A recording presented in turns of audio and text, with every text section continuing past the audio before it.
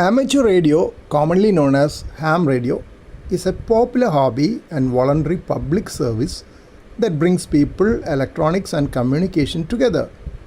It allows people to transmit voice, text, image, and data signals across town, around the world, or even into space, all without relying on the internet or cell phone networks. While people get into the hobby for different reasons, it generally revolves around three main activities: global and local communication.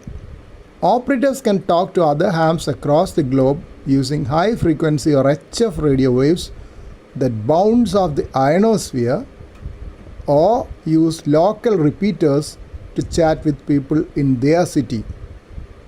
They can even communicate with astronauts on the International Space Station or bounce signals off the moon. Technical experimentation. Amateur radio is deeply rooted in learning and building.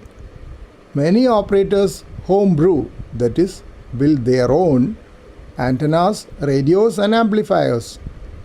It's a hands-on way to learn about electronics, radio frequency engineering, and digital signal processing. Because their setups can run on batteries or solar power and don't rely on a central grid, they often provide critical communication networks for emergency services. How do you get started?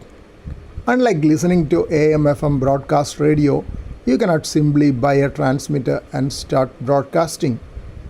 Because the radio frequency spectrum is a shared, regulated resource, you must have a license to transmit. Governments worldwide allocate specific blocks of the radio spectrum called bands exclusively for amateur radio use. To gain access to these bands, you must pass an examination covering basic electronics, radio theory, and communications regulations.